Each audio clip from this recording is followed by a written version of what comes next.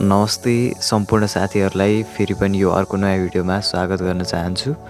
So आज भने केही जीके सम्बन्धी इम्पोर्टेन्ट टिप्स र ट्रिक्सहरू लिएर उपस्थित भएको छु। यो तपाईँहरूको लागि एकदमै इम्पोर्टेन्ट हुनेवाला छ। केही कुराहरू रहेका छन् जुन तपाईँहरूले याद गर्नुपर्ने हुन्छ र यो भिडियोमा तपाईँहरूलाई यी कुराहरू म सिकाउने छु। आउनुहोस् सुरु गरौँ। सबैभन्दा सुरुमा रहेको प्रश्न रहेको छ, सगरमाथाको हालचालै नयाँ उचाइ 8848.86 मिटर कहिले कायम भएको हो? र यसको उत्तर भने चाहिँ 2077 साल मङ्सिर 23 गते रहेको छ। र तपाईँहरूलाई अलिकति यसलाई थोरै असहज हुनसक्छ, मिति याद गर्न थोरै अप्ठ्यारो हुनसक्छ, तर त्यसको लागि तपाईँहरूले चिन्ता लिनु पर्दैन। र यसको इजी ट्रिक रहेको छ, जस्तै तपाईँहरूलाई म यहाँ भन्न गइरहेको छु 8848.86 मिटर छ, जुन पछाडिको 0.86 रहेको छ, अर्थात् दशमलव पछाडि जुन 86 रहेको छ। तपाईँले यसलाई यसरी याद गर्न सक्नुहुन्छ, जस्तै नेपाली मितिहरूमा 8 भने पछाडि 8औँ महिना भनेको मङ्सिर हुने गर्दछ। त्यसैले गर्दा यो 8बाट तपाईँले मङ्सिर भनेर बुझ्नु होला। र यो 6 जुन रहेको छ, 6लाई जस्तै खण्डीकरण गर्नुभयो भने 2 गुणा 3 गर्दाखेरि 2 into 3 गर्दाखेरि 6 हुन्छ। यसलाई टुक्र्याउँदाखेरि र त्यसो हुँदाखेरि 2 र 3 आइसके पछाडि 23 अर्थात् 23 गते भनेर बुझ्नु होला। 8बाट मङ्सिर र 6लाई 2 गुणा 3 गरेर 6 बनाएर त्यसलाई 23 भनेर बुझ्नुभयो भने 2077 साल मङ्सिर 23 गते यसको उत्तर हुन जान्छ र तपाईँलाई स्मरण गर्नको लागि पनि एकदमै सजिलो हुनेवाला छ। त्यस्तै गरेर अर्को प्रश्न रहेको छ, लेडिज पिग भनेर कुन हिमाललाई चिनिन्छ भनेर प्रश्न सोधिएको छ। र लेडिज पिग भनेर अर्को हिमाल चाहिँ आमा दबलमलाई चिनिन्छ। यसलाई तपाईँले कसरी याद गर्न सक्नुहुन्छ भने, जस्तै आमा दबलममा मैले अन्डरलाइन गरेको छु, आमा भन्ने बित्तिकै आमा भनेर बुझ्नुहोस्। आमा भन्ने बित्तिकै तपाईँले लेडिज भनेर बुझ्नुहोस्, लेडी हो, आमा भनेको लेडी हो। त्यसैले लेडिज पिग भन्ने बित्तिकै आमा दबलम भनेर याद गर्न सक्नुहुन्छ। जस्तै र तेस्रो प्रश्न रहेको छ, नेपालमा 8000 मिटरभन्दा अग्ला रहेका हिमालहरू जम्मा 8वटा रहेका छन् र यसको लागि चाहिँ स्कुलमा CDMA भनेर याद गर्नुहोस्। यसबाट चाहिँ कसरी बुझ्न सक्नुहुन्छ भने, यसबाट हेर्न सक्नुहुन्छ सगरमाथा, केबाट कञ्चनजङ्घा, एलबाट लोत्से र एमबाट यहाँ चाहिँ 2टा एम आउँछ। अब तपाईँहरूले कसरी याद गर्न सक्नुहुन्छ भने, सुरुमा चाहिँ मकालु आउने गर्छ, त्यस पछाडि मात्र मनासलु आउँछ। अब यहाँ हेरिहालौँ हामी, एमबाट मकालु भयो, सीबाट चोयु, डीबाट धौलागिरी, एमबाट मनासलु हुन्छ र अन्त्यको एबाट भने चाहिँ अन्नपूर्ण रहेको छ। जस्तै तपाईँहरूलाई एउटा यहाँनिर कन्फ्युजन हुनसक्छ, जस्तै मकालु अगाडि आउँछ या त मनासलु अगाडि आउँछ। र यसको लागि चाहिँ तपाईँले कसरी बुझ्नुहोस् भने, MA दुइटैमा छ र सबैभन्दा सुरुमा मकालुको के आउँछ र मनासलुको एन आउने गर्दछ। र अल्फाबेटिकल अर्डरमा सुरुमा के अगाडि आउँछ कि एन अगाडि आउँछ, यो तपाईँहरूले थाहा पाउनुपर्ने हुन्छ। र यसको सजिलो छ, के अगाडि आउने गर्दछ, KLMN, एन पछाडि नै आउने गर्दछ। त्यसैले अल्फाबेटिकल अर्डरमा पनि के अगाडि आउने भएको कारणले गर्दाखेरि सुरुमा मकालु थोरै अग्लो रहेको छ भने मनासलु पछाडि कम उचाइमै रहने गर्दछ। अब तपाईँहरूलाई यसको उचाइहरू पनि याद गर्नको लागि त्यत्रो धेरै कठिनाइ हुनेवाला छैन। दुवैमा 63 हुन्छ, यति कुरा याद राख्नुहोस्। दुवैमा 8000 हुन्छ र दुवैमा 63 हुन्छ। बस 4 र 1 मात्रै फरक हो यहाँनिर। एउटामा 463 हो, मकालुको 463 र मनासलुको 163। अब कुनको उचाइ कुन हो भनेर नझुकिनु होला। अभियसली पनि मकालु धेरै उचाइको हुन्छ, त्यसैले 8463 मकालुको हुन जान्छ भने मनासलुको भने 8163 मिटर हुन जान्छ। जस्तै अब तपाईँहरूले याद गर्नको लागि मकालु कति लिटरको छ भन्दाखेरि 6 लिटरको छ। र अब तपाईँहरूलाई अब आउँदै आएन भने चाहिँ तपाईँले कसरी याद गर्नुहोस् भने, मकालु जम्मा 6 लिटरको छ, त्यसैले सेकेन्ड लास्टमा 6 हाल्नुहोस् र 6को आधी भनेको त 3 हो, गर्दाखेरि 63 त हामीलाई याद हुन्छ। र अगाडिको 8463 चाहिँ अगाडिको 8 र 4 चाहिँ तपाईँहरूले याद गर्नुपर्ने हुन्छ। एउटाको 463, अर्काको 163, सजिलो रहेको छ। र अर्को प्रश्नतर्फ हामी जान्छौँ र प्रश्न रहेको छ, दिपेन्द्र शिखरलाई अर्को के नामले चिनिन्छ भनेको छ। अन्तु डाँडा भनेर बुझ्नुपर्ने हुन्छ, श्री अन्तु। र यसलाई चाहिँ कसरी याद गर्नुहोस् भने, अन्तुमा घामदीप ज्वालन हुन्छ भनेर याद गर्नुहोस्, होइन। जसरी चाहिँ अब अन्तुमा अभियसली पनि अन्तुमा भनेको घाम अवश्य पनि उदाउने हुन्छ, त्यसैले पनि दीप र घामलाई यसरी कनेक्ट गर्नुभयो भने याद भइहाल्छ। र अर्को प्रश्नतर्फ जान्छु म, र प्रश्न रहेको छ नेपाल हिमाल भनेर कुन हिमाललाई चिनिन्छ भनेको छ। यसको उत्तर रहेको छ कञ्चनजङ्घा। कञ्चनजङ्घालाई अर्को नामले चाहिँ 5 चुलीको हिमाल भनेर पनि चिन्ने गरिन्छ।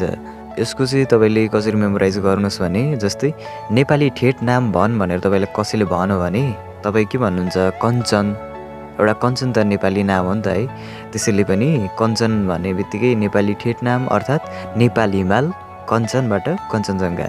र जस्तै अब 5 चुलीको हिमाल भनेर सोध्यो भने चाहिँ पछाडिको जङ्गामा कतिवटा लेटर छ भन्दाखेरि 5वटा लेटर रहेको छ, अर्थात् यो जङ्ग विशाल छ भनेर बुझ्नुभयो भने 5 चुलीको हिमाल कञ्चनजङ्घा भनेर याद गर्न सक्नुहुन्छ। र अब अर्को प्रश्नतर्फ लागौँ। मनासलुका 3वटा नामहरू के रहेका छन्? यो यसको एकदमै सजिलो रहेको छ। कसरी याद गर्नुहोस् भने कसरी याद गर्न सक्नुहुन्छ तपाईँ भने यसको लागि चाहिँ जस्तै मान्छेको कटान भयो है भनेर याद गर्नुहोस्, अर्थात् कटान हिमाल रहेको छ। त्यस पछाडि मान्छेहरूको शिर कटान भइसके पछाडि उनीहरूको हत्या भयो, मानवको नाश भयो भने पछाडि किलर भनेर याद गर्नुहोस् है। र तेस्रोमा भने चाहिँ अब मान्छेहरू मरिसके पछाडि चाहिँ उनीहरूको आत्मा भड्किन थाल्यो, अर्थात् spirit. Killer mountain, spirit mountain. सुरुमा मान्छेहरूको शिर काटियो र यसलाई कटान हिमाल भन्यो। त्यस पछाडि मान्छेहरूको शिर काटेपछि उनीहरूको हत्या भयो, अर्थात् किलर माउन्टेन भयो। र त्यस पछाडि अन्त्यमा उनीहरूको आत्मा भड्क्यो भनिसके पछाडि त्यसको चाहिँ स्पिरिट माउन्टेन भनेर तपाईँले याद गर्न सक्नुहुन्छ। र त्यस्तै गरेर अर्को प्रश्न रहेको छ मकालु हिमालको अर्को नाम के रहेको छ, र यसको एन्सर भने चाहिँ कालो हिमाल रहेको छ। र यसलाई चाहिँ तपाईँले कसरी याद गर्न सक्नुहुन्छ भने जस्तै मकालुको पछाडिपट्टि रहेको छ कालु, र कालु आउने बित्तिकै तपाईँले चाहिँ कालो हिमाल भनेर बुझ्न सक्नुहुनेछ। र त्यस्तै गरेर अर्को प्रश्नतर्फ लागौँ। गौरीशङ्कर हिमाल कुन हिम श्रृङ्खला अन्तर्गत पर्दछ? र यसको चाहिँ तपाईँले कसरी याद गर्नुहोस् भने यसको एन्सर रहेको छ रोल वालिङ, र गौरीशङ्करको लास्टमा लेटर आर हुने गर्दछ, र आरबाट चाहिँ रोल वालिङ भनेर बुझ्नुपर्ने हुन्छ तपाईँले। त्यस्तै गरेर अर्को प्रश्न रहेको छ माउन्ट K2को उचाइ कति रहेको छ? अब यसको उत्तर भने चाहिँ 8611 हुन जान्छ। 8611 हो। र यसलाई चाहिँ कसरी याद गर्नुहोस् भने जस्तै पछाडिपट्टि 11 आएको छ, माउन्ट K2को 11 छ। अब K2 भन्ने बित्तिकै त्यसलाई हामीले टुक्राउँदाखेरि 2लाई चाहिँ 1+1 गरेर लेख्दाखेरि चाहिँ 2 हुने गर्दछ। र 11 आउने बित्तिकै 8611 भनेर तपाईँले यसरी मेमोराइज गर्न सक्नुहुन्छ। र माउन्ट K2को चाहिँ यसको हिमश्रृङ्खला कुन हिमश्रृङ्खला अन्तर्गत पर्दछ भनेर यदि प्रश्न आएछ भने चाहिँ यसको एन्सर रहेको छ काराकोरम। केबाट काराकोरम भनेर पनि याद गर्न सक्नुहुनेछ। र अर्को प्रश्न रहेको छ तालको पानी सुकेर बनेको माटोलाई के भनिन्छ भनेको छ। यसको एन्सर भने चाहिँ तलैया रहेको छ। यसको सजिलो छ, दुवैमा ताल आउने भएकोले गर्दाखेरि चाहिँ तपाईँले तलैया भनेर बुझ्न सक्नुहुनेछ। र कृषिको लागि पनि सबैभन्दा उत्तम माटो भनेको चाहिँ तलैया माटो नै रहेको छ। त्यस्तै गरेर अर्को प्रश्न रहेको छ धान उत्पादनको लागि सबैभन्दा उत्तम अथवा उर्वर माटो कुन हो भनेको रहेको छ। र यसलाई चाहिँ तपाईँले कसरी याद गर्नुहोस् भने धान भनेको चाहिँ प्याडी हो, र प्याडी आउने बित्तिकै अगाडि PA मतलब पा आउने बित्तिकै पाको माटो भनेर बुझ्नुहोस्। र त्यस पछाडि अर्को प्रश्नतर्फ लागौँ। वन जङ्गलमा पाइने साल सिसौको लागि एकदमै उपयुक्त माटो कुन रहेको छ? यसको एन्सर चाहिँ बलौटे पत्थरिलो रहेको छ। यसलाई कसरी याद गर्नुहोस् भने अगाडि वन आउने बित्तिकै पछाडि पनि वनै लाग्छ भनेपछि बलौटे पत्थरिलो भनेर याद गर्न सक्नुहुन्छ। र फलफुल अथवा चिया र अलैँचीको लागि उपयुक्त माटो कुन रहेको छ भनेर प्रश्न आएछ भने चाहिँ यसको एन्सर रहेको छ रातो फुस्रो। यसलाई चाहिँ पछाडिको फुस्रो रहेको छ होइन, र फुस्रोबाट चाहिँ अगाडिको फलफुल र फुस्रोलाई दुईटैमा फ आउँछ भनेर याद गर्नुभयो भने चाहिँ तपाईँले यसको उत्तर सजिलै याद गर्न सक्नुहुनेछ। र अर्को प्रश्न रहेको छ पासाङ लामो शेर्पाले कहिले सगरमाथाको सफल आरोहण गरेकी थिइन् भनेको छ। यसको उत्तर रहेको छ 2050 साल वैशाख 10 गते। यसलाई चाहिँ तपाईँले मेमोराइज गर्नै पर्ने हुन्छ, यसको चाहिँ रट्नुपर्ने नै हुन्छ।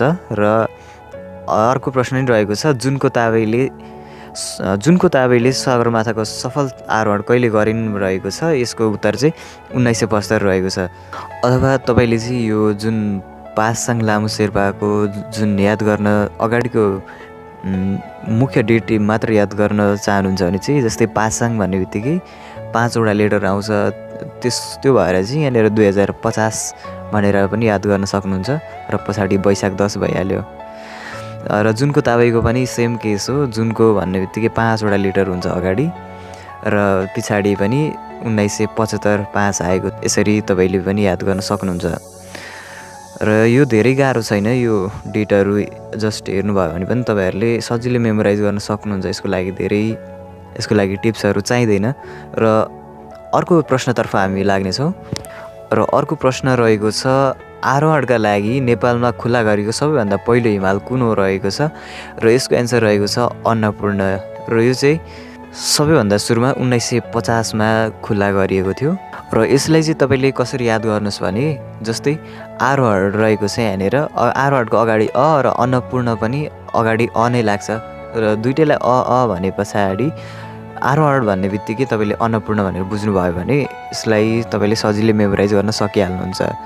र अर्को प्रश्न रहेको छ, सगरमाथा आरोहण गर्ने प्रथम व्यक्तिहरू को हुन् भनेको छ र यसको सजिलो उत्तर रहेको छ, एउटा भनेको तेन्जिङ नोर्गे शेर्पा रहेका छन् भने अर्को भने एडमन्ड हिलारी रहेका छन्।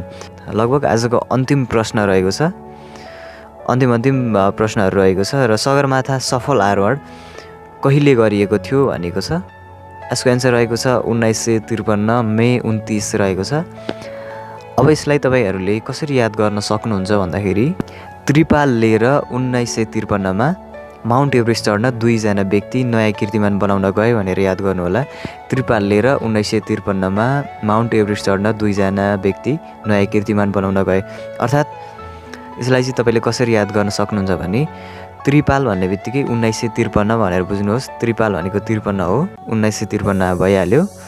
त्यस पछाडि माउन्ट एभरेस्ट भन्ने बित्तिकै मे रहेको छ, मे भनेर बुझ्नुहोस्। माउन्ट र मे भनेर यसरी बुझ्न सक्नुहुन्छ, मे महिनालाई बुझ्नुपर्ने हुन्छ। 2जना भन्ने बित्तिकै 2 आइहाल्यो र नयाँ कीर्तिमान भन्ने बित्तिकै 9बाट चाहिँ 9 भनेर बुझ्नुहोस् र 2 र 9 आइहाल्यो यहाँनिर, अर्थात् 1953 मे 29। यसरी चाहिँ सगरमाथा सफल आरोहण पहिलोपटक कहिले गरिएको थियो भनेर चाहिँ तपाईँले यसलाई याद गर्न सक्नुहुन्छ। र सगरमाथा दिवस कहिले पर्छ भन्दाखेरि मे 29 नै पर्ने गर्दछ।